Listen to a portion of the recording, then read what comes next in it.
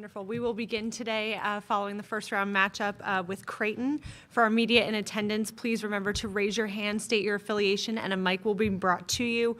For those participants joining via Zoom, please use the raise your hand functionality if you have a question, and we will call on you shortly. We will begin with an opening statement from Coach Jim Flannery before moving to questions for our student athletes Lauren Jensen, and Emma Ronsick.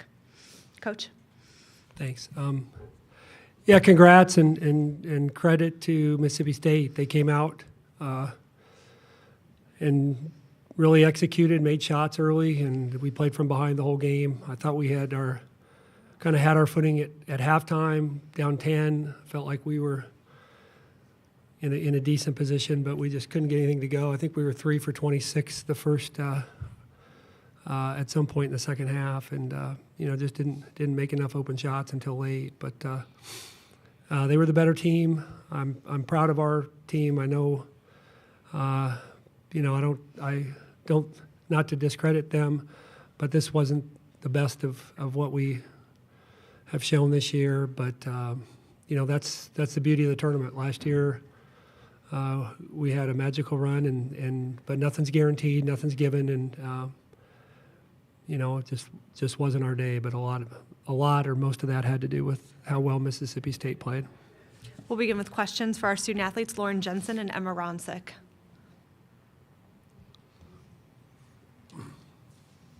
Steve Craw.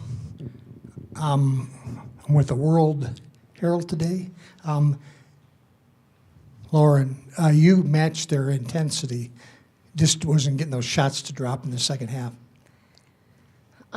Yeah, like Flan said, when you shoot, 3 for 26 or something like that, it's kind of hard to win a game.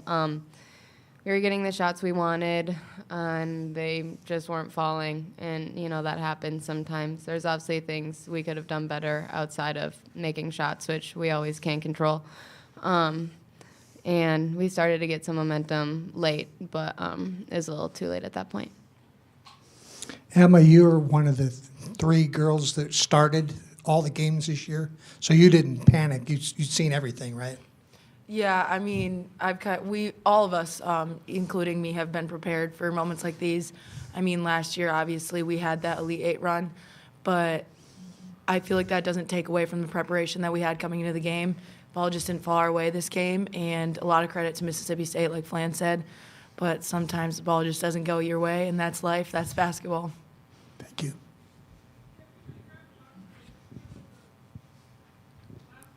Ellie French from KETV in Omaha. This could be for either of you guys. When it came to game prep, did you prep for MSU to shoot the 3 kind of as well as they did today? I mean, I know they were really good, but was that kind of pivotal in the preparation, or? Yeah, we didn't really expect them to come out and shoot it like that. I mean, props to them, though. Obviously, they had a little bit of height on us in the post, so I bet they expected that we were going to try to cater most of our game plan to that, and they like to get downhill, and so we prepped a lot for that, and they came out ready to shoot. I don't know, I think they might have made more threes in the first quarter than they did against Illinois, if that puts it into perspective. But, like Emma said, that's basketball. They had a good game plan, they executed, and they played well. Any other questions for our student athletes? Abby Gallant with the Creightonian. How did you guys keep your energy up even when you were down so early? Yeah, I mean, I feel like it's just one of those games when you're in the tournament, you're playing for something bigger than just winning a game of basketball. You're playing for your seniors. You're playing to keep the game that you love alive in the tournament. So, I mean, I feel like just putting that into perspective just makes you want to keep going regardless of the score, regardless of the outcome of the game, because you want to keep going for your seniors, and you hate to see what the locker room holds after a loss in the tournament. So. This is for either one of you. How do you try to find offense when the threes weren't falling very early? Yeah, so I guess A lot of times when our offense isn't really doing that great, we try to find a spark on defense. And I feel like we were able to string together some stops, but not super consistently. You know, when we've been down some games and our offense hasn't really been flowing, we've been able to lock in on the defensive end, get stops, and kind of let that fuel our offense. And that wasn't really the case tonight. Like I said earlier, I feel like we were getting good looks and the looks that we wanted. But they weren't falling. I feel like we could have tried to get a little bit more shots in the paint, a little bit less threes. But, yeah. Did you guys feel like maybe at times, I guess in the first half, that MSU was maybe kind of speeding up your game offensively, maybe a little bit more than you wanted to, or kind of dictating just the pace of play? Yeah, I mean, that just comes with playing the teams that we do, especially in non-con and in tournament. A lot of teams that we are going to play outside of the Big East and even in the Big East are going to be taller, bigger, a little more athletic, but we heavily rely on our fundamentals and just our IQ of game of basketball. And like I said earlier, it's just sometimes the ball just does not go in for you, and nothing really felt like it was in our favor tonight, but they played really well. So, yeah. You mentioned Corey Jobman, Creightonian. You mentioned playing for your seniors. Can you talk about what Rachel has meant to this team, especially defensively? You know, she's been huge this whole season. I honestly think in the beginning of January, end of December, we weren't really playing our best, and, you know, the whole team picked it up, but a huge part of that was Rachel, in my opinion. The second half of the season, I mean, she's always been great defensively, but she's been playing awesome offensively as well. She was playing the best basketball I've ever seen her play, and she's a huge part of our team on the basketball court and what she brings on offense, on defense. You know, she does what we need her to do, and she's also a leader. Everyone looks to her for that, and you know, Carly has been huge as well this year. Kind of the same thing. She can come in and do anything we need her to do. You know, it wasn't easy, the role that she had to play this year compared to last, and not many people would come in and handle that the way that she did and embrace it, and we wouldn't have been the team that we were without Carly doing that. Any other questions for our student athletes? I know it's tough in this moment, obviously, in the season, you know, with the loss. But when you kind of look at next season and just the future, it's, I guess, kind of similar to last season where a lot of talent returning and you guys and just, you know, your younger players. So what do you just feel kind of optimistic about as far as just the future and kind of building off what this program's done in the last 2 seasons? Yeah, I'm excited. I mean, I love playing with the team that we have already. I'm definitely going to miss Carly and Rachel, but we do have a lot to look forward to next year with the girls that we're bringing in, with the development of the freshmen and our big junior class, and Lexi Unruh coming back. So I don't know. I'm really excited, and mainly really excited for Lexi to get back in the court with us. Wonderful. Thank you, Lauren. Thank you, Emma. Good job. Thank you.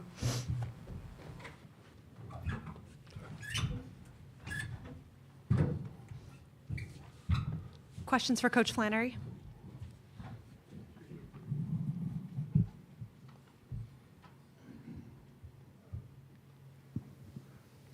Hey, Coach Flan. Hi. Did you feel like part of maybe MSU's kind of hot start was just it taking a little while for the team, for you guys to get settled in maybe a little bit, or? Yeah, well, yes and no. I thought they were shot ready, and you know, if we could re-implement our game plan, we probably would have been a little bit tighter than we were. But you know, as Lauren pointed out, their starting group had 0 threes the other night against Illinois, and I know that's kind of an aberration, but we felt like that we had to stay in front of the ball, and we were probably willing to live with a lot of the threes that they took. Certainly not all of them. We gave up some threes that we didn't want to give up. To you know, particularly Jordan, I felt like we gave her, and the second one early to Poe. So we gave up some threes that we didn't.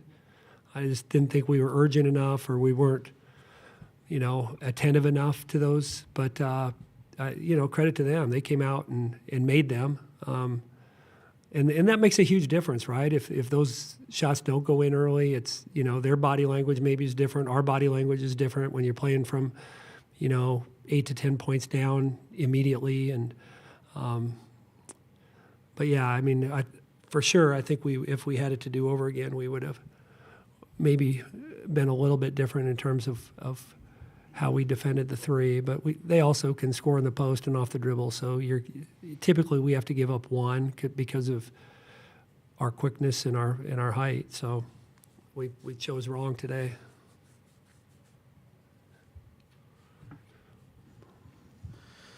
This isn't the first time you've given up a lot of threes early. Mine goes back to the Nova game. Is this something that you're going to look at as an emphasis going forward with the program?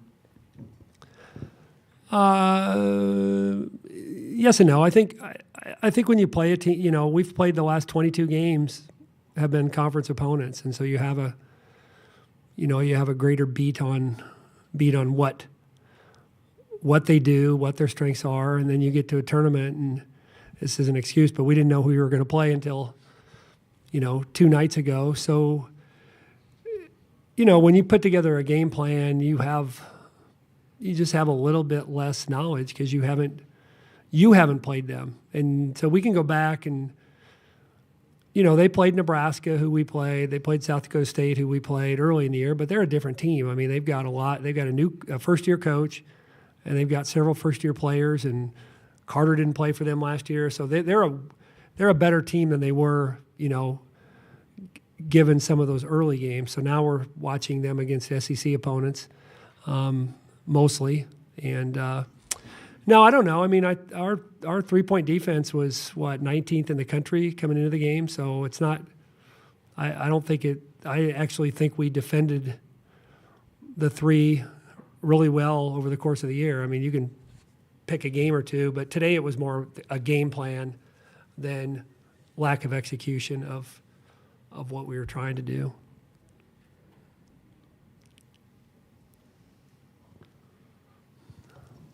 I think you guys had a 10-3 run before heading into the locker room.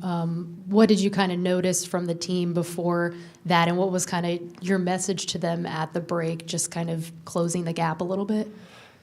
Yeah, I mean, I said to our staff as we were walking in the locker room, I said I felt like we needed to play better, but I said I felt pretty good being down 10 because of the way the start that they had and how many threes they had made and how many open threes we had missed. So I felt like at some point the tables would turn in terms of just being able to make open threes.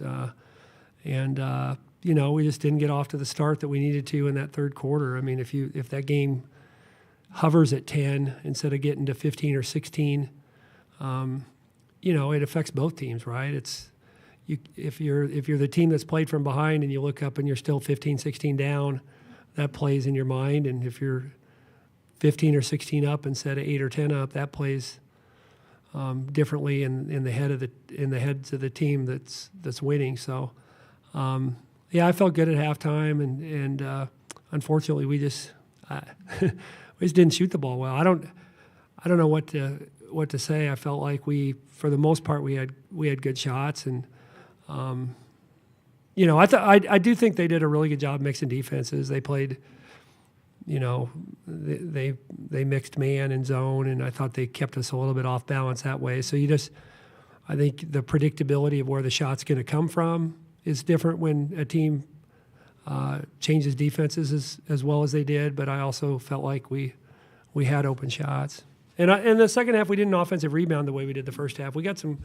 We did a good job on the offensive glass in the first half, not so much in the second half. I felt like we weren't as active there, and I thought that played into it too because of how poorly we shot. When you shoot it that poorly, you need extra shots, and we didn't get as many in the second half. Hey, Coach, Stefan Kreisnig with the Clarion Ledger. You had mentioned, Jessica Carter and what she can do in the post, but she had a couple mid-range shots today, had 3 assists, which was one off her season high, I guess. Was there any part of her game, I guess, with the versatility that maybe surprised you or impressed you a bit today? Yeah, she was, like you said, I thought her mid-range was solid. Her footwork in the mid-post is good, and and defensively, she did what they needed her to do. We thought she was somebody we could pick on our offensive end because she's a paint she's a paint protector, and we don't have, Emma and Morgan can score in the post, but they can also make threes. So we felt like we were different enough and versatile enough, and I thought she competed defensively in a way that certainly helped their team win because but yeah, I thought her mid post footwork was good, and like you said, she had some good passes. Any final question for Coach? In the first half, you out-rebounded on the offensive glass 6-2. How did you feel about, especially being the smaller team, your team's effort on the glass, especially in the first half? Yeah, it was there in the first half. It wasn't there as much as it needed to be in the second half based on how poorly we shot it the first, if we'd have done a little better job the first 10 to 12 minutes of the second half and maybe kept the game in play a little bit, then it's, when we started making threes, it's a little bit different. But yeah, I thought we did, we had some really good possessions in the first half. I just thought and that's typical, like when you struggle to shoot it for as long as we did, I felt like we kind of gave up on offensive rebounding in the second half, and that hurt us based on how poorly we shot it. Thank you so much, Coach. Thank you. Thank you guys for coming.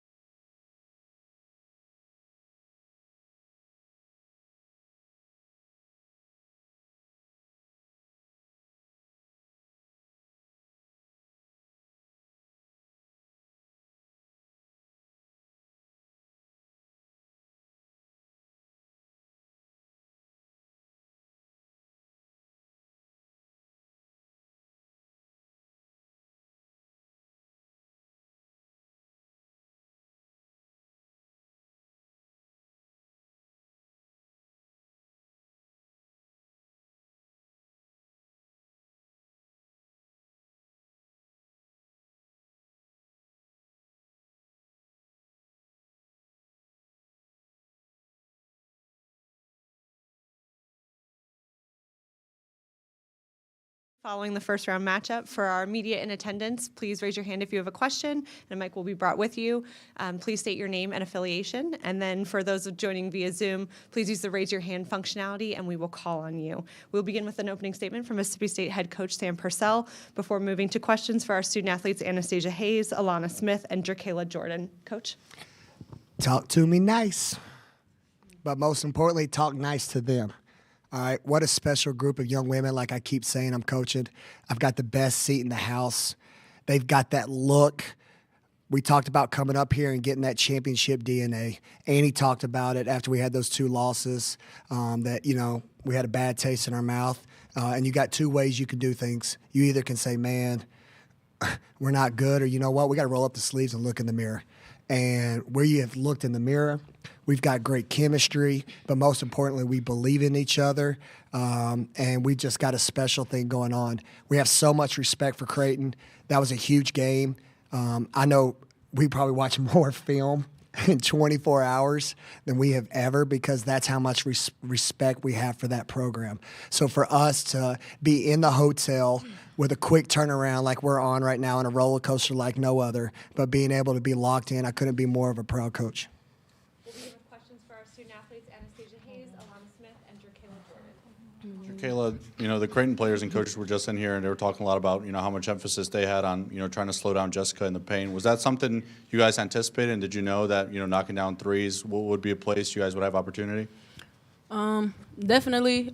We knew that coming in, Jess had a good first game and that the attention was going to go to her. Props to Jess by noticing that, they were going to double team her, which just leave opportunity for the guards to just knock down shots, and she made it easier for us tonight. Justin Fromer, Commercial Dispatch. Jerkayla, you guys had more threes today than you had in the past 2 games combined. With that, is it that just confidence, or is there more to it with knocking out 3-pointers? I'll say confidence, but I'll also say just playing together. When we share the ball, we're just as good as anybody in the country. Dang, I lost it. So, but just creating space for each other, knowing when to make the extra pass, make the pass to the other teammate, and just props to my teammate for knocking it down. Gracie Barr at WCBI. Debrisha opens the game with those 2 3-pointers. Kind of from there, did you guys know you were going to get rolling? I know, Anastasia, you also had one shortly after that. That definitely kind of turned us up a little bit, I'll say. But we knew it was still going to be a dogfight, and that was just a great start, honestly. But we knew it was going to be a dogfight.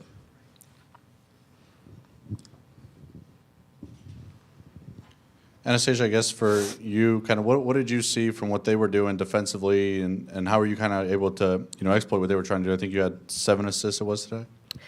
Yeah, I mean, I saw they were trying to sag it off, so making that first 3 is kind of what got me going.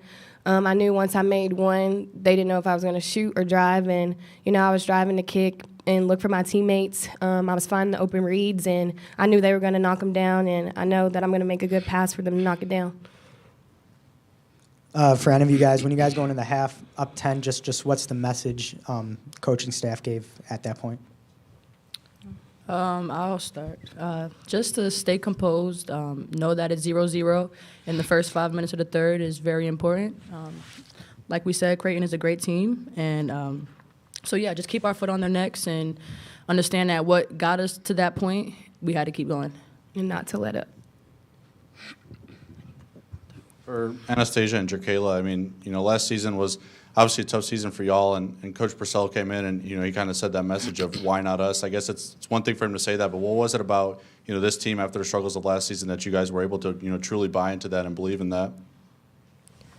I mean, I wasn't happy with how we ended last year, but, I mean, why not us? I mean, I'm surrounded by great players, and, with our team, we have multiple people who can score, multiple people who can do different things, and, we've been the underdog all year, so why not us? You talk about being the underdog all year. You dropped that first SEC tournament game and then have to play in the playing game and now upset in the tournament. I guess, how do you guys feel just hearing all of that and where you started and where you are now? I think that kind of adds fuel to our fire. We don't mind being the underdog. I think it makes us work harder and understand that there's a lot at stake. But we love being an underdog. I mean, it's great. The pressure's not on us, so we're able to play free, play confident, and play for each other. Anastasia, Alana, Jerkayla, thank you so much. Thank you, guys. Thank you. Good job.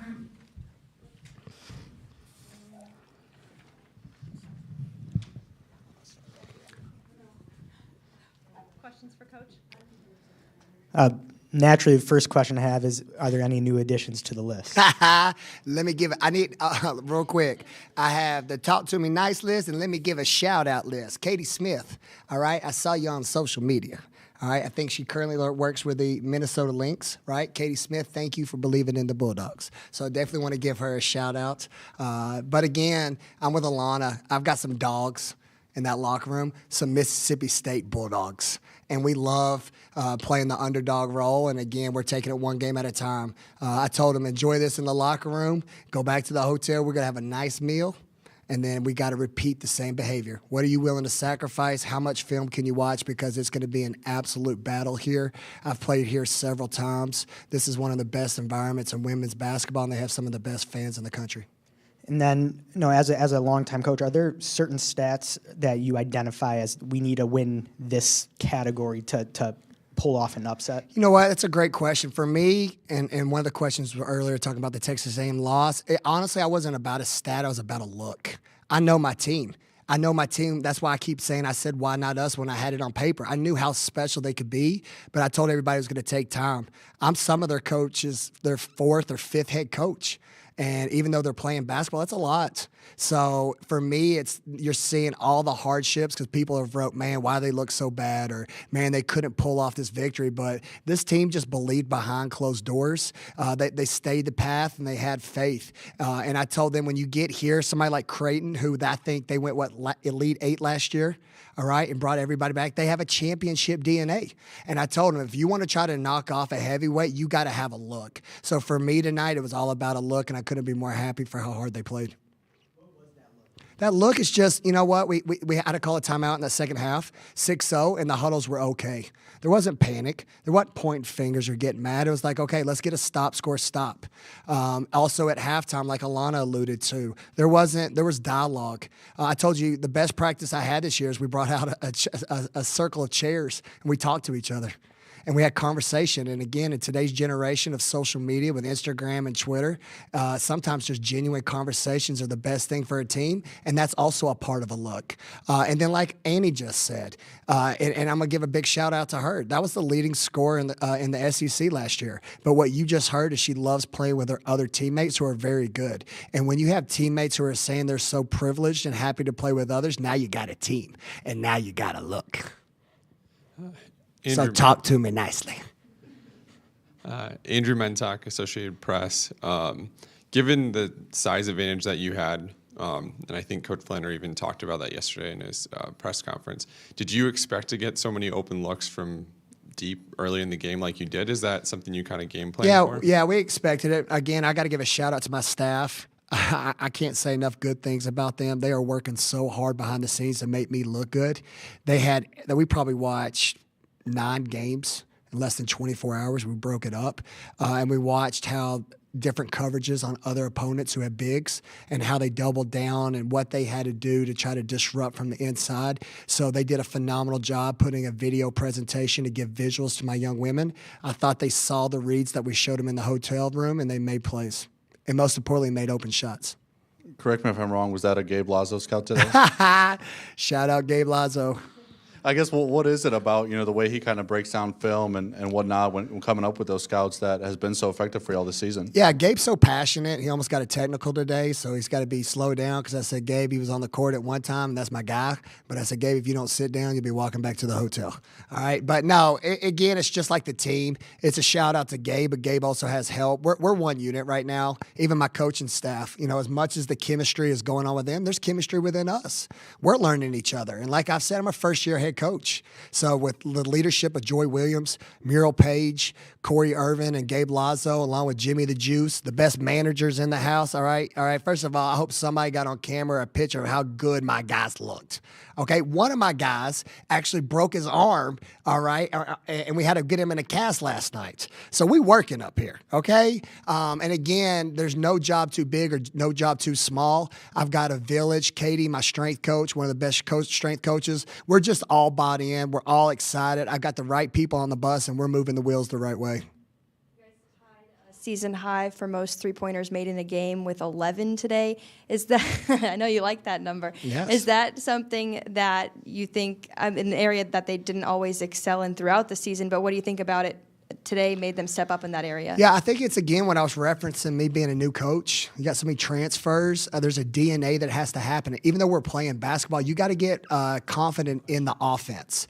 I was teaching a lot. If you reflect back early in the year when we had that losing streak, I told you all I was doing too much. I was adding too much. So we pumped the brakes. We just mastered the plays that we had in. And I think you're starting to see a confident group because now they're not having to think. They know the reads, and now they're just making shots.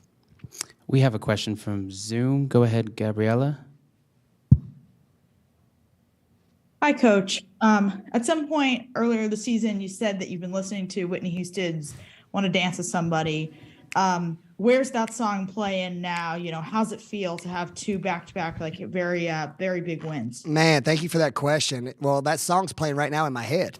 All right, because again, I've been in this business so long. When you're a college coach, we live a different life than other people. It's a blessing, but also there's a lot of sacrifices. We don't have the same Christmases or Thanksgiving as a normal person. So when March comes, it's our Christmas. All right, so for me, it's the beauty of all the hard work, and you can see the prize. And if you can make people believe in your circle, no matter the good times or the bad, but understand how beautiful this can end, you just want to dance like no other and dance with somebody. And we're riding that wave, and boy, are we dancing. Looking ahead, you've mentioned a couple times since you've been here just how some of these matchups at this site have been good for the women's college basketball game. Having Notre Dame, Mississippi State playing for a chance at the Sweet 16, obviously two teams who have played in a national championship. What does that mean for the sport and from your perspective? Yeah, no, I think there's great storylines here. Again, I was honored to know that we were coming up here. I have a lot of respect for this place. I mentioned it multiple times. The people here are the nicest people. I'm not just saying that because I'm here. I've been coming here for 10 years, and I'm serious. It's like a treat like no other. Like the ushers, and people think I'm joking. They are the nicest people. Now, it'll be interesting to see how nice when we play Notre Dame they are to me.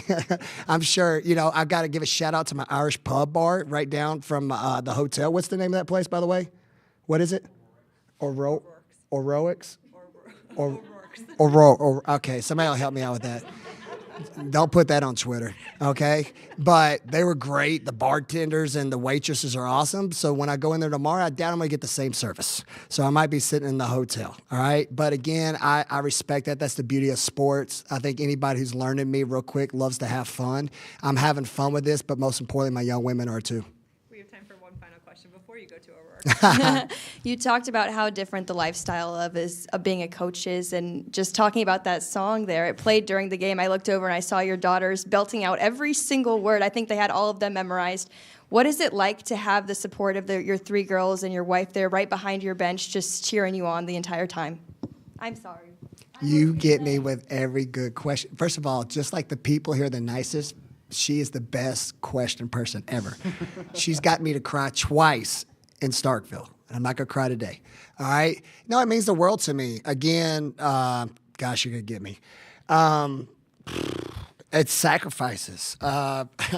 It's time, because I don't get the same time. Golly, you get me. With my family. So to have March Madness and be able to fly them up here, I don't get to go to all the basketball games. I miss gymnastics. My wife is the best, and we just live for this moment. And, for them to be proud of me, and there's always guilt because I'm not there for them, but for them to have my back and cheer me like no other is the best feeling. And you got me. So I'm honored. Yep. Thank you, Coach. Thank you.